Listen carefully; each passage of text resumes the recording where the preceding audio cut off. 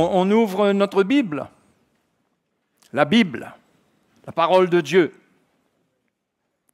La parole de Dieu nous révèle la volonté de Dieu, le cœur de Dieu. C'est ça la parole de Dieu. La Bible n'est pas un livre de chevet pour nous aider à nous endormir le soir. Quand on a un petit peu peur, on ouvre la Bible. Il y a des gens qui sont même superstitieux avec la Bible. Ils gardent la Bible ouverte à côté d'eux, comme s'il y avait une puissance dans le papier. Ce n'est pas ça du tout. La Bible, il faut la lire. Il faut que sa parole se révèle à nos cœurs, qu'on comprenne de quoi Dieu nous parle, qu'on ne soit pas confus. Et quand on comprend le cœur de Dieu, cela édifie notre foi. Parce qu'on arrive à mettre notre confiance en un Dieu qui n'est pas confus. Nous sommes confus. Nous pouvons rendre les choses confuses. Mais Dieu n'est pas confus. Mais comme Dieu n'est pas comme nous avons besoin de révélation de ce qu'il est. Parce que quand il parle, déjà dans le prophète Ésaïe, il dit que nos pensées sont bien loin de ses pensées. Autant l'Orient est éloigné de l'Occident, sa pensée ou ses pensées sont éloignées des nôtres.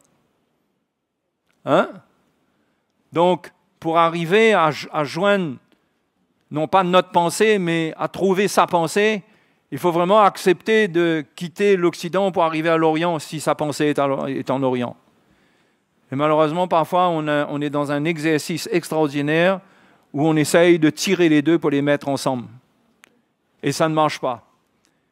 La parole de Dieu demeure la parole de Dieu sans la pensée de l'homme. Elle n'a rien à voir avec ce que Dieu pense, ce que l'homme pense, ce que l'homme dit. Elle est la parole de Dieu par elle-même, elle est pure. Celui qui croit en elle, il a la vie éternelle, il a l'espérance d'avoir Dieu de son côté. Et c'est absolument merveilleux de vivre notre vie comme ça, jusqu'à ce que nous rencontrions le Seigneur, qui soit viendra nous prendre, soit nous irons avec lui s'il tarde à venir. Et dans Exode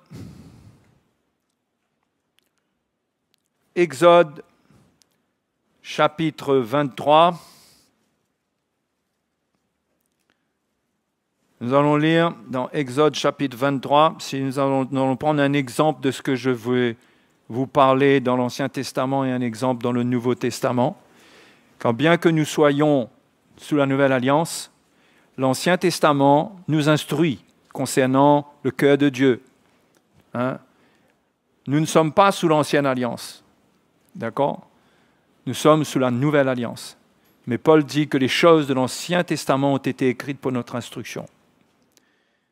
Donc, au chapitre 23, le Seigneur annonce au peuple d'Israël sa stratégie pour conquérir Canaan. Nous allons lire une partie de sa stratégie. Et chapitre 23, verset 25.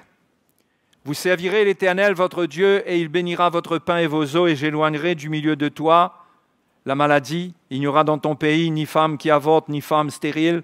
Je remplirai le nombre de tes jours. J'enverrai ma terreur. Voilà ce qui nous concerne ce matin. J'enverrai ma terreur devant toi. Je mettrai en déroute tous les peuples chez lesquels tu arriveras. Et je ferai tourner le dos devant toi à tous tes ennemis.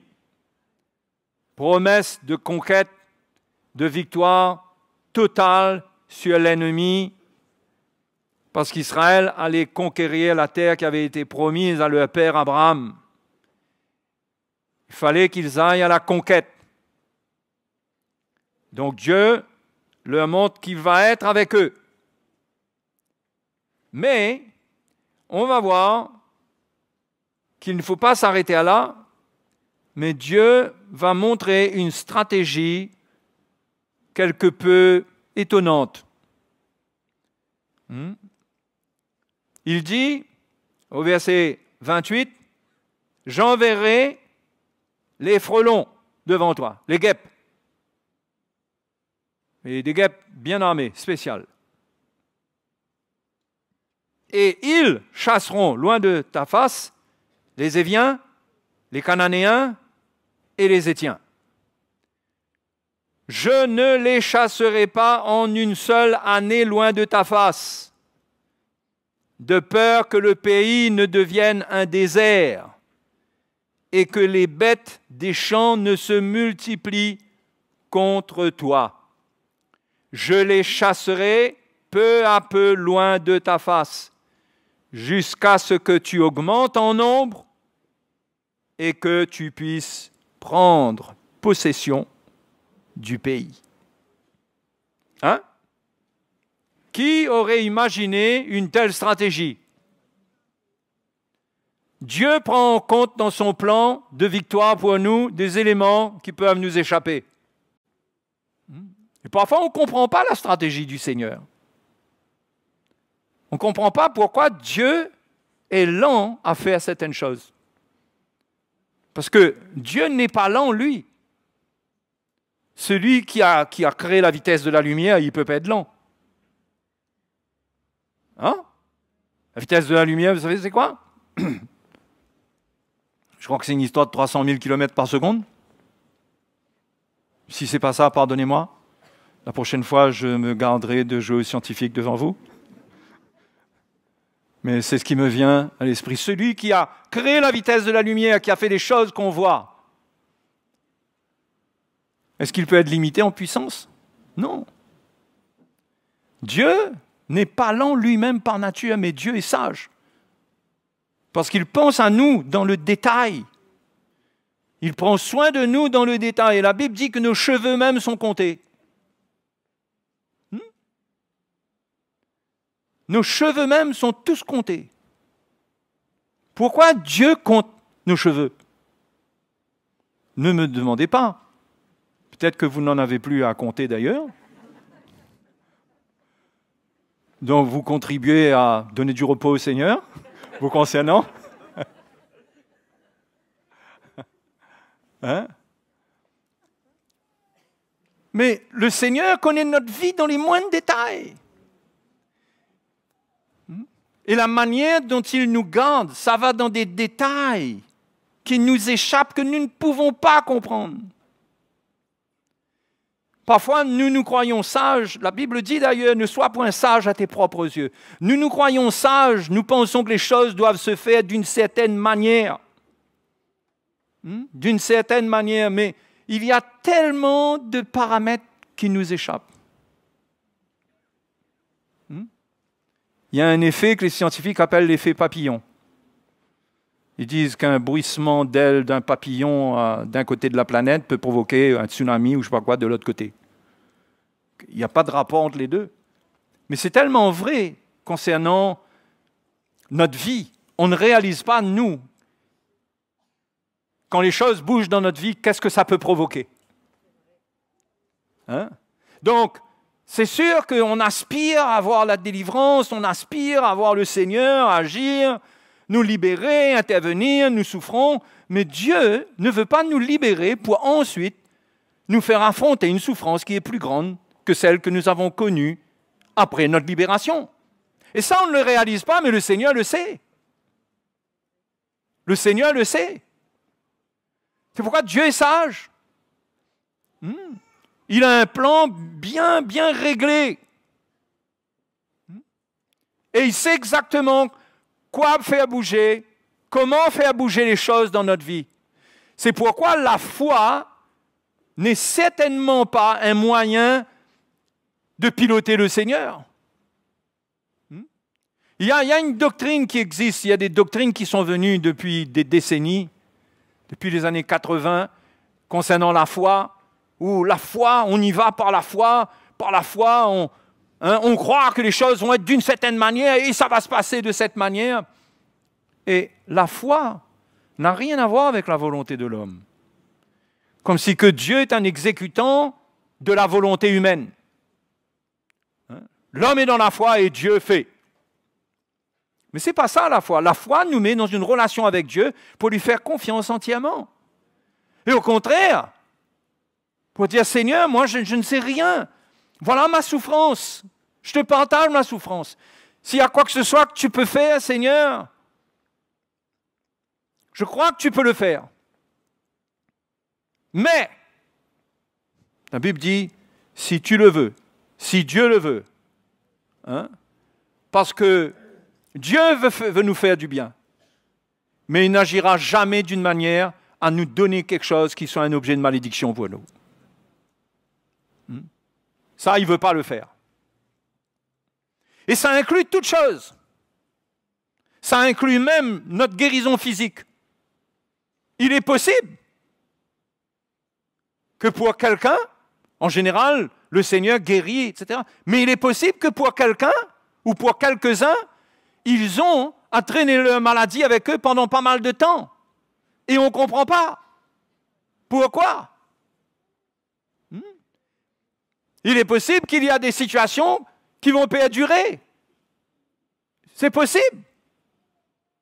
Être dans la foi, c'est s'attendre au Seigneur. La Bible dit, si quelqu'un est dans l'affliction, qu'il prie. Hein? Qu'il prie. Qu'il s'attende à Dieu. Dieu qui réconforte, Dieu qui fait des miracles, Dieu qui peut changer les circonstances de la vie. Hein? Mais ce Dieu-là a une volonté et il voit toutes choses. Il voit toutes choses. Et on ne peut pas imposer à Dieu quelque chose. Et on ne peut pas dire à Dieu, Seigneur, tu as dit, donc c'est comme ça. Oui, on croit qu'il a dit, mais on a toujours de notre côté un mais. Et vous savez, ce mais-là, ça a passé pour de l'incrédulité pendant très longtemps. Tu ne peux pas dire mais, pourquoi tu doutes? Comme si quand on dit mais, on doute. Non, quand je dis mais, je ne doute pas. Je m'attache encore plus à lui. Je me soumets à lui parce que la foi, c'est pour se soumettre au Seigneur. Ce n'est pas pour faire notre petit bonhomme de chemin. C'est pour se soumettre au Seigneur. Et je crois, moi, que la foi, justement, toute sa raison d'être, c'est dans une soumission à Dieu. Et que la foi nous fait voir de grandes victoires dans une soumission à Dieu. Donc, Dieu révèle à Moïse sa stratégie. Il ne cache pas. Il ne cache pas qu'est-ce qui va se passer, comment il va faire à Moïse. Il veut que le peuple de Dieu se soumette à sa conduite. À sa conduite. Et non seulement il n'y avait pas de... Personne n'aurait pu imaginer que Dieu parle d'une victoire en prenant en compte les animaux, les bêtes des champs ou les animaux sauvages. Personne n'aurait pu imaginer dans une stratégie, il y a un conseil militaire là qui se tient, et puis il y a un général dedans qui dit est-ce qu'on a pris en compte les animaux? S'il dit ça, il se prend un bonnet d'âne, le général qui dit ça. Oui, mais pourtant, pour le Seigneur, c'était dans la balance. Et on ne va pas aller trop vite. Vous voyez? Comment le Seigneur prend en compte, il a une stratégie, il est puissant pour faire des choses, mais il est sage, il agit dans le temps. Il ne dit pas d'un seul coup. Vous voyez? Donc, il n'y a pas de règle avec lui, il n'y a pas de règle qu'on peut appliquer avec le Seigneur. Chacun de nous, on est différent, notre vie est différente, notre condition est différente des autres. Et Dieu sait quand quelque chose bouge dans notre vie, qu'est-ce que ça va provoquer, même autour de nous, il sait. Il sait ce que ça va provoquer. Hein? Il sait ce que ça va provoquer pour nous-mêmes même. Il y a combien de gens qui sont guéris, qui sont bénis, qui ont vu la main du Seigneur et qui l'ont abandonné? On sait, il y a des victoires qui ont été accordées à des chrétiens. Il y a des chrétiens qui ont pris les victoires, qui l'ont eu, qui ont expérimenté et qui ont rétrogradé. C'est une réalité, les frères et sœurs. Parce que quand on s'obstine, il ne faut pas trop s'obstiner avec le Seigneur. Il faut s'humilier et se soumettre. Hein? Alors, non seulement le Seigneur prend en compte les bêtes des champs, mais il a une stratégie avec les guêpes. Bon, ça nous va bien à La Réunion, puisque... Mais nous, les guêpes, on les mange. Mais allons dire qu'on connaît un peu les guêpes ici. Mais si on connaît les guêpes, mais quel général, encore une fois, aurait dit, hein, ok. Moi, j'imagine, hein, conseil militaire, un général qui dit, oui, mais est-ce qu'on a pris en compte les animaux sauvages? Et peut-être que quelqu'un aurait été ironique. Ouais, et pourquoi pas aussi envoyer les guêpes contre eux? Ah ben c'est exactement ça que le Seigneur fait. Quel rapport entre les frelons et les ennemis du peuple d'Israël? Comment ça peut se faire? Dieu seul sait, mais Dieu dit, j'enverrai les frelons. Il a préparé des guêpes.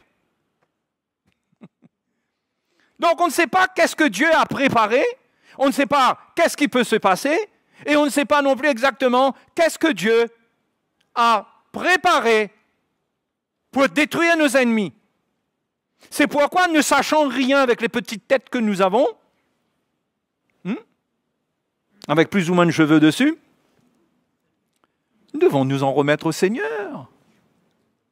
Alléluia. Hein? Nous attendre à lui et être patient.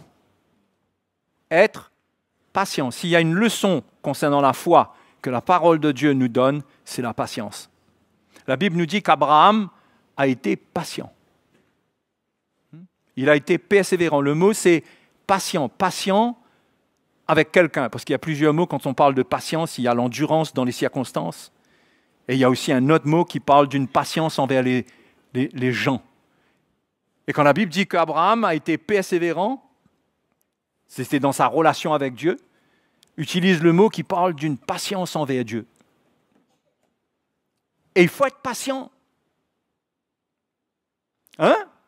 Et persévérer. Et continuer à prier. Et à nous remettre à lui. Et le laisser faire. Et le glorifier. Alléluia.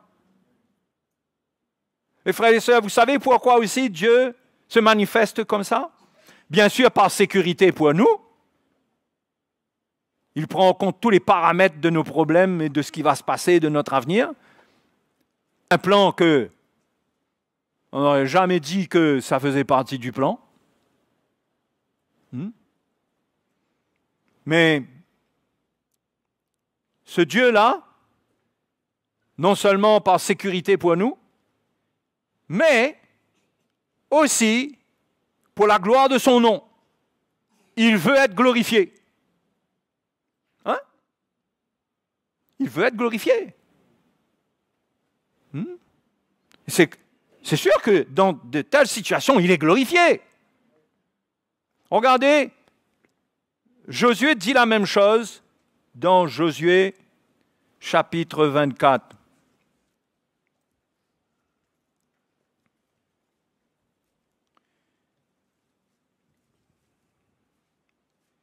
Et Josué en parle après que les événements se soient passés. Moïse annonce ce qui va se faire. Regardez ce que Josué dit.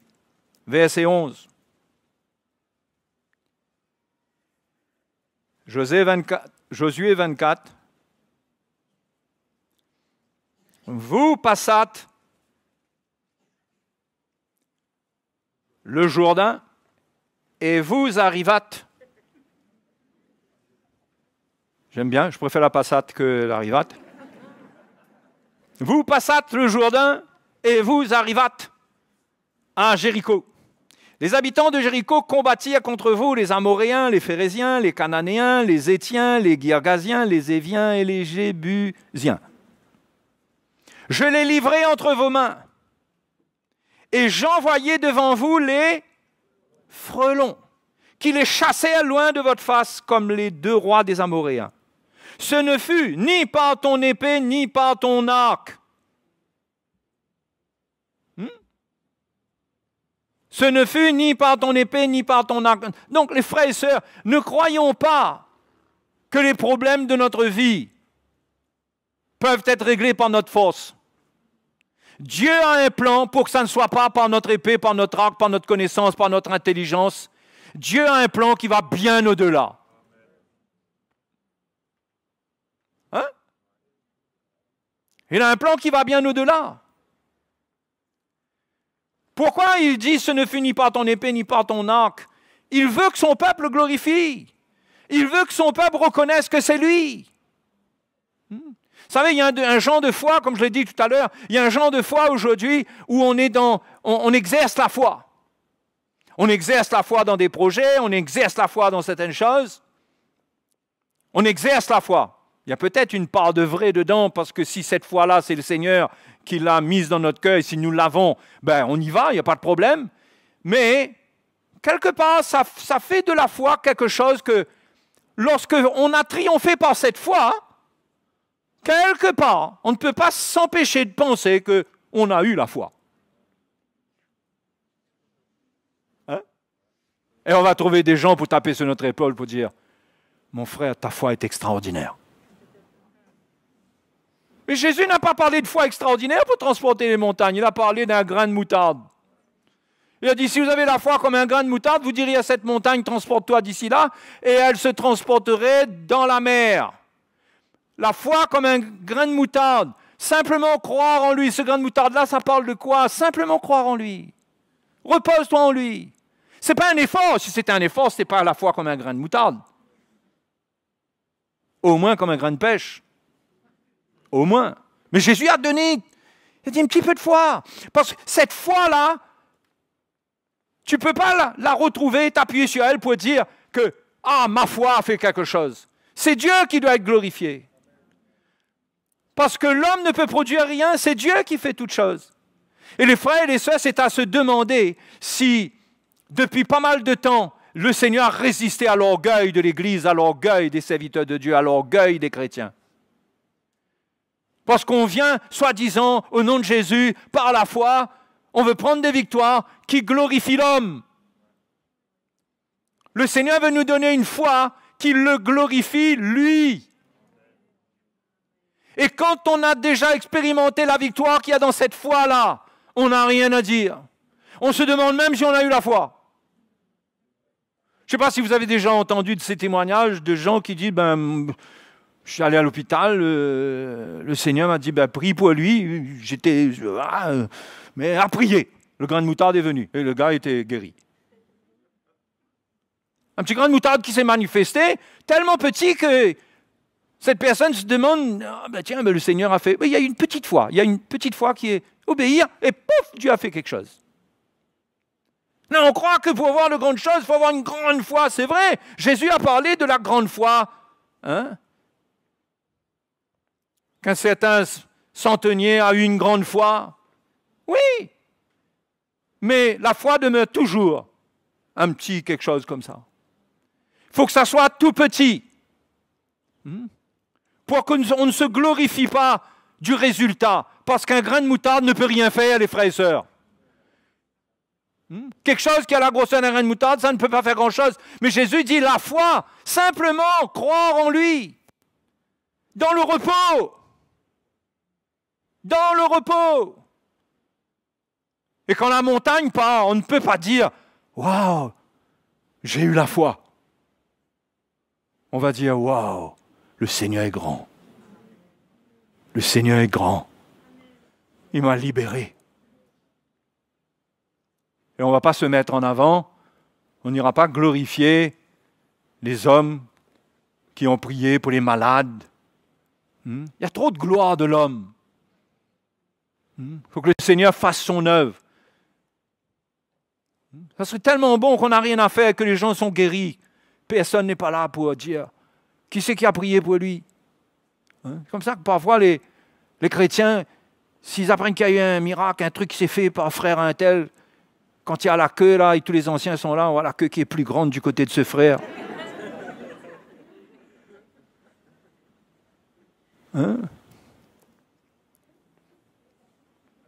On croit que ça n'a rien à voir avec l'homme, ça.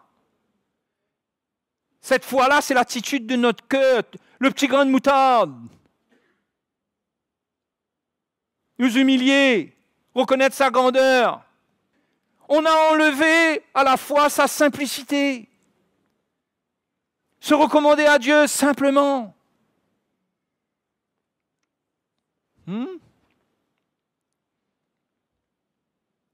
Amen. Et notre foi n'est pas détruite à chaque confession, à chaque truc qu'on dit qui est négatif. Oh, on vient de détruire la foi, il faut recommencer à construire la foi maintenant. Allez, boulot, reboulotte. C'est pas ça. On a des faiblesses dans la foi. Mais on revient, on s'attache au Seigneur, on lui fait confiance. On a raté, mais quand on a raté quelque part, ça ne détruit pas tout. On revient au Seigneur, on s'approche de lui, il nous équipe, il va conduire à toutes choses. Alors, vous voyez comment ces choses-là, ça égare le peuple de Dieu, ça nous égare. Ça nous égare, ça nous met constamment sous un sentiment d'échec, de condamnation. C'est une foi qui est légaliste. Parce que ce n'est pas une foi qui s'abandonne au Seigneur. Comme on s'abandonne au Seigneur comme on est, on lui fait confiance. Et le malade qui a mal, il a le droit de pleurer. Il a le droit de dire « j'ai mal ». Non. Comment tu as mal? Au nom de Jésus, tu n'as pas mal. Non, mais j'exagère après, les frères et sœurs. À peine. À peine. Mais non, on doit être nous-mêmes. Et on fait confiance au Seigneur. Alléluia. On n'est pas sous la pression d'une perfection de la foi. On doit être parfait, mon frère, veille sur tes paroles. Et là, on utilise des versets bibliques. La vie et la mort sont au pouvoir de la langue. Il y a du vrai dedans, mais il y a beaucoup d'exagération. Ça a été utilisé en dehors du contexte et ça met les chrétiens sous pression d'une perfection que Dieu ne lui demande pas. Et à cause de ces imperfections, c'est à cause de cela que la foi existe. La foi existe parce qu'on n'est pas parfait. On lui fait confiance. Parce qu'on n'a pas tous les atouts, parce qu'on ne comprend pas tout, parce qu'on est faible, parce que parfois on a une réaction qui n'est pas la réaction que le Seigneur attendrait de nous dans un sens. Mais Dieu n'attend pas de nous la perfection.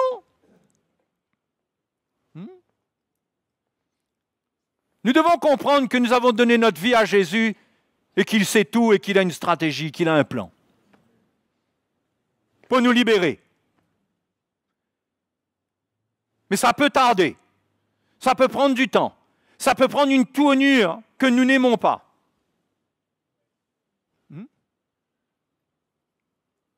Pourquoi est-ce que le peuple d'Israël arrive devant la mer Rouge est fermée? C'était pas mieux, le temps qu'ils quittent là-bas, la mer Rouge rouvre en attendant? Pendant qu'ils arrivent, la mer Rouge s'ouvre. Pharaon arrive, il voit la mer Rouge fermée, il ne comprend pas où sont passés les Israélites. Les Israélites sont de l'autre, ça aurait été super. Mais il a fallu qu'ils arrivent devant la mer avec les vagues qui les défiaient. Impossible de traverser. Et Pharaon qui débarque derrière. Et le sentiment est fort que là, c'est fini. Mais c'était sans compter que ce Dieu-là, il ouvre la mer. Tout ça, c'est des exemples pour nous montrer qu'il faut s'attendre à Dieu jusqu'au dernier moment, que Dieu n'en a pas fini avec les situations. Nous avons tendance à analyser. Parfois, nous prions pour quelqu'un, nous prions pour notre conjoint. Quelqu'un prie pour son conjoint qui n'est pas converti, ou ses enfants. Et là, on prie, et puis on commence à analyser. Ah, là, il est en train de changer, là. Hein? Là, il est en train de, là, il y a un petit changement. Ah, alléluia, merci Seigneur. Ah, il y a un petit changement. Et puis, 2 jours après, il est pire qu'il était avant hier. On est confus. Parce qu'on regarde. La foi, ce n'est pas regarder, analyser. La foi, c'est avoir les regards sur lui. Et ne pas regarder les résultats du présent. Dieu fera les choses. Et quand Dieu fait toutes choses, il les fait d'une manière merveilleuse. Il les fait parfaitement. C'est un Dieu qui ne rate pas. C'est nous qui nous trompons dans nos analyses et ensuite notre cœur se gâte, notre cœur s'endurcit parce que nous avions cru Et là, on est déçu. Ah Seigneur, ah, j'avais cru que... Voilà. On peut en arriver à avoir un cœur mauvais. Seigneur, mais là, tu es en train de jouer avec moi. Mais Dieu sait ce qu'il fait. Laisse-le faire. Garde la foi. Amen. Il y a des sœurs qui ont sauvé leur mari sur le lit de mort. C'est à ce moment-là que le mari a accepté le Seigneur. D'autres, c'était 2 mois avant. D'autres, c'était bien avant. Mais tout est différent. Et si vous regardez aux uns et aux autres, vous allez vous tromper parce que votre vie n'est pas la même. Le plan de Dieu pour vous n'est pas le même. Il ne faut surtout pas être jaloux de ce que Dieu fait pour un et pour l'autre. Il ne fait pas pour l'autre, il fait pour l'un. On dirait que ce qu'il a eu, vous auriez eu besoin de ce qu'il a eu. Vous passez à côté d'un frère, il a eu un travail, le travail dont vous rêvez, vous avez raté. Vous dites, comment, mais ça c'est fait pour moi, ça, comment c'est lui qui a eu ça? Mais c'est le plan de Dieu pour lui. Et ça travaille ton cœur. Et quand les chrétiens comparent les situations, ils comparent les foyers. Ah, j'aurais bien aimé être dans tel foyer. Eh bien, bienvenue. Peut-être que tu te trompes. Parce que si toi, tu étais là-dedans, peut-être toi, la première personne, tu aurais tout gâché là. J'aurais bien aimé ça. Et on envie les autres. N'envions personne. Acceptons que Dieu a un plan pour nous. Mais servons-le. Humilions-nous, reconnaissons sa grandeur, glorifions-le. Ce n'est ni par l'arc, ni par l'épée, ce n'est ni par la puissance, ni par l'intelligence, mais c'est par la puissance du Seigneur, par le Saint-Esprit. Pour ma vie, pour ta vie. Parfois, c'est pas facile. Mais il faut rester ferme dans la foi. Vous imaginez là? Prie pour les malades là, 10 malades arrivent là, il y a 10 guéris, il y en a un qui n'est pas guéri, le pauvre. Dans quel état ça peut le mettre ça? Mais lui, c'est lui, Dieu sait pourquoi. Par devant, tu vas voir. Toujours, jamais, ne jamais se comparer à personne. Les stratégies du Seigneur pour notre vie, si on peut utiliser le mot stratégie, excusez-moi, c'est un mot militaire, mais les stratégies du Seigneur sont différentes pour nos vies. Il faut le servir, marcher avec lui, s'attendre à lui, le glorifier parce qu'il est grand. C'est ça qu'il veut. Il veut qu'on le glorifie, qu'on reconnaisse qu'il est grand, qu'il est grand. Et qu'il agira au moment convenable. Jacques dit, humiliez-vous sous la puissante main de Dieu et il vous élèvera au temps convenable. Il n'y a pas un modèle, il n'y a pas un moule. Il y a un seul moule final, c'est qu'on sera tous à la ressemblance de Jésus. Mais il n'y a pas un moule là dans lequel, dès le départ, tout le monde ressemble à tout le monde pour toute situation. Non!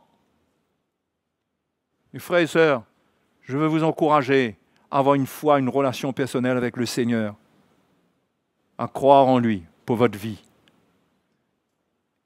Et surtout quand le test vient, que vous constatez la bénédiction de Dieu dans la vie des autres, réjouissez-vous. Réjouissez-vous. Laissez pas votre cœur aller se tordre. On devient mauvais. J'ai eu de ces expériences où il y a des frères et sœurs qui expérimentent. Un jour, il y a une sœur qui a expérimenté une bénédiction qui est venue m'annoncer. Frère, tu sais, j'ai été guéri. Elle avait le même cas que moi. Le Seigneur m'a béni. C'est impeccable maintenant. Sur le coup.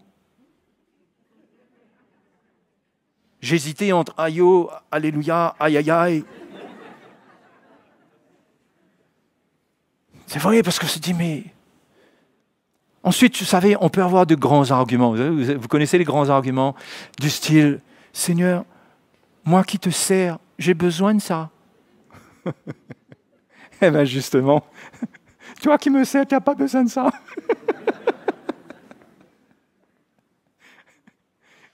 Du moins pour le moment. Vous voyez? Il faut marcher avec le Seigneur dans le contentement. Contente-toi de ce que tu as vie et de ce que tu as. Et fais confiance au Seigneur. Sois pas jaloux de ton prochain. Laisse Dieu mettre en place son plan. S'il y a une guêpe qui doit intervenir par là, tu ne le sauras pas. Mais quand elle aura piqué, là, elle va faire un effet papillon. Elle va transformer, elle va faire un bouleversement et va amener quelque... Oui, parce qu'une guêpe peut conduire quelqu'un à l'hôpital. Et qu'à l'hôpital, cette personne guérit, vous croisez cette personne à ce moment-là, c'est la guêpe. C'est au travers de la guêpe que la chose s'est faite. Et le contact se fait à l'hôpital.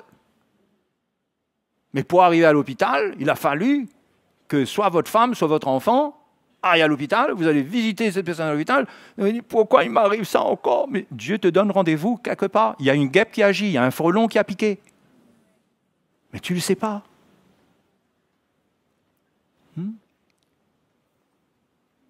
Parfois on se dit, mais il y a des circonstances quand même qui sont troublantes positivement. Parce que je me dis, mais il y a des coïncidences qui sont fortes, quoi. Comment le Seigneur amène des choses, permet des choses, amène ça. Finalement, paf! C'est comme s'il n'y avait pas de la place pour mettre ta main dedans. On peut dire, tu vas aider. Tu n'as rien fait. Dieu veut être glorifié comme ça. Mais pour ça, il faut se soumettre à lui. Il y a des chemins pour nous conduire. Hein? Oui ou non, les frères? La doctrine est trop haut, là? Non. Trop élevé, là? C'est pas compliqué, là. Hein? Simplement se soumettre. Glorifier le Seigneur. Ne pas écouter sa chair, mais glorifier Dieu. Ta vie est dans la main du Seigneur. Conduis ta vie. N'est-ce pas merveilleux? Mais quelque peu douloureux. Parce qu'il n'est pas là pour satisfaire la chair. Si tu demandes à Dieu d'intervenir pour toi, il ne le fera pas toujours d'une manière. Ou au fur et à mesure, il va te rassurer. Il ne va pas envoyer un ange chaque fois pour dire, c'est pas comme les colis qu'on commande de la Chine. D'ailleurs, j'en ai un ça fait au moins 1 mois et demi qu'il est toujours bloqué, je ne sais pas trop où là-bas. Et qu'on vous envoie, et que vous pouvez contrôler, vous pouvez traquer, hein, vous avez un numéro, vous regardez où est-ce que c'est. En transit, 2 jours après, en transit, 3 jours après, en transit. Après, à Taïwan. Le Seigneur, il ne nous délivre pas un code pour nous permettre de suivre comment la bénédiction vient. Vous comprenez? Il n'y a pas de code. Tu as commandé? Premièrement, tu n'as rien à exiger parce que tu n'as rien payé. Donc tu t'attends au Seigneur. C'est comme ça avec le Seigneur. Et il est fidèle. Et il faut croire qu'il est fidèle. Il faut croire qu'il est fidèle. Mais attention, sa fidélité, tu ne peux pas mettre un chronomètre dessus. Tu ne peux pas mettre un chronomètre dessus. Tu dis, Seigneur, parti, combien de temps? 2 heures, clic, ting, ting. Et toi, tu te réjouis. Dans 2 heures, ça va arriver. Non, il n'y a pas de chronomètre. Il est fidèle. Tu dois lui faire confiance. Il ne ment jamais. S'il t'a dit, s'il a mis quelque chose dans ton cœur, il va le faire. Reste dans la foi. Réjouis-toi. Oh, il y a des moments où tu vas douter un peu. Mais qui ne doute pas un peu? C'est pas grave. C'est pas grave. Mais continue à te rattacher à lui. Rattache-toi à lui. Comme le Seigneur a dit à Jérémie, si tu te rattaches à moi, Jérémie, le prophète, il a eu des moments difficiles, il y a des moments où il a douté sûrement. Tellement ça a donné le mot jérémiade. Des petites plaintes. Mais mes frères et sœurs, faisons confiance au Seigneur pour notre vie. Hein? Oh! Ne vivez pas au jour le jour avec votre carnet de prière. À attendre. Vous allez être fatigué. Priez. Oui, faites ce que le Seigneur vous met à cœur. Mais relâchez les choses entre les mains de Dieu. Il est grand. Servez le Seigneur. Celui qui sert le Seigneur lui donne rendez-vous. Vous savez ça, que ceux qui servent Dieu, ils ont quand même un avantage? Ah oui! Ceux qui donnent leur vie, ils ont un avantage. Donc, soyez dans la foi en servant le Seigneur. Vous souffrez à l'heure actuelle? Hein? Si vous souffrez à l'heure actuelle, soyez patient dans l'affliction. Soyez patient. Il y a un manquement quelque part. C'est le test de ta foi. Tu t'attaches à Dieu pourquoi? Pour qu'il te bénisse? Ou bien il n'y a pas de condition? C'est comme Job ou quoi? Job a été éprouvé à un niveau terrible. Mais Job a eu la bonne parole, la bonne confession, si je puis dire. L'Éternel a ôté, l'Éternel a béni, que l'Éternel soit béni. L'Éternel a ôté, que le nom de l'Éternel soit béni. Pareil. Voilà la foi qui est éprouvée. C'est l'exemple du livre de Job. C'est un exemple pour nous.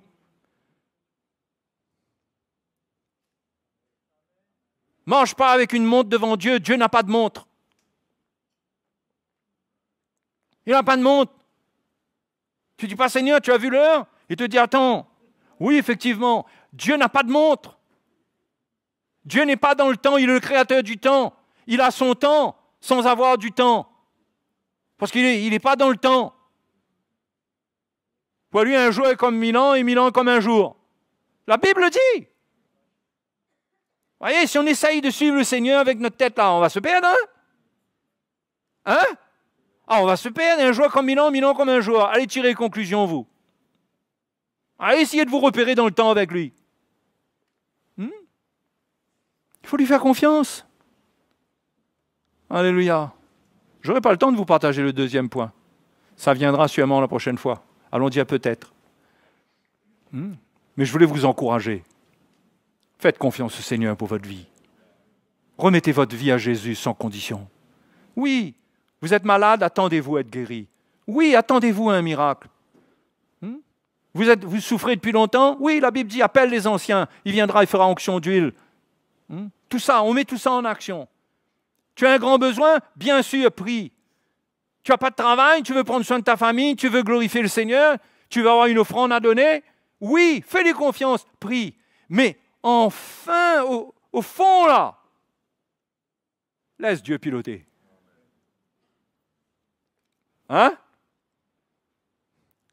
Laisse Dieu piloter. Alléluia. Il sait piloter, le Seigneur. Je parle de notre vie. Il sait nous conduire. Amen, que son nom soit glorifié. Hein? Que son nom soit glorifié. Prends ta croix jusqu'où tu as besoin de prendre ta croix.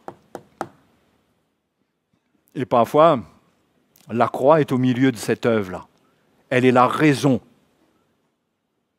du refus de Dieu, du refus temporaire de Dieu. La croix. Le Seigneur veut que tu prennes cette croix-là. Dans ta souffrance, ton manquement, Dieu veut que tu prennes cette croix, que ton vieil homme soit traité. Parce que tu as besoin d'être plus guéri à l'intérieur de toi que dans ton corps ou dans la situation. Dieu veut que tu prennes cette croix-là. C'est une occasion pour toi de t'identifier aux souffrances de Christ, d'avoir une œuvre dans ton cœur, de gagner en maturité, de gagner en patience.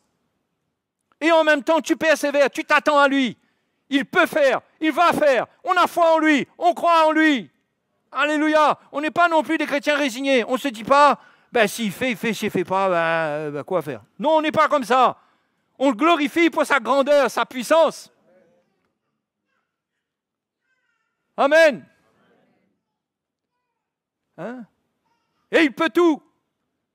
Sinon, on va faire la même chose que le peuple d'Israël. On va tomber en donnant le même exemple d'obéissance que le peuple d'Israël. Quand ils ont vu les géants, quand les espions sont venus rapporter qu'il y avait des géants, ils ont dit, c'est un endroit magnifique, mais il y a des géants. Et tout le peuple s'est lamenté, murmuré.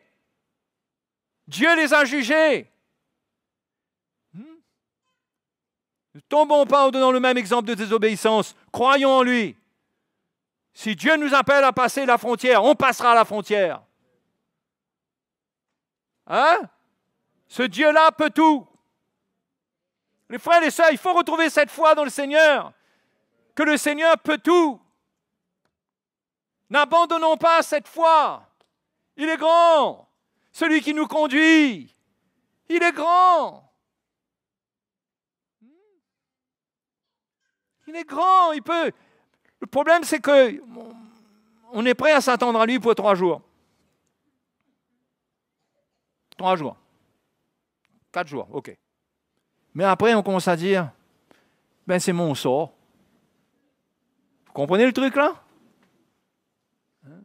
C'est pas ton sort. Attends-toi au Seigneur. Et t'attendre au Seigneur, c'est pas non plus être sous une pression de positivisme, que là, tu dois faire attention à tes paroles, à tes pensées. Voilà, là, le doute qui vient. Au nom de Jésus, va-t'en. Lutte pas comme ça. Si on prie, on cherche le Seigneur, Dieu nous-mêmes nous édifiera et il nous amènera. Alléluia.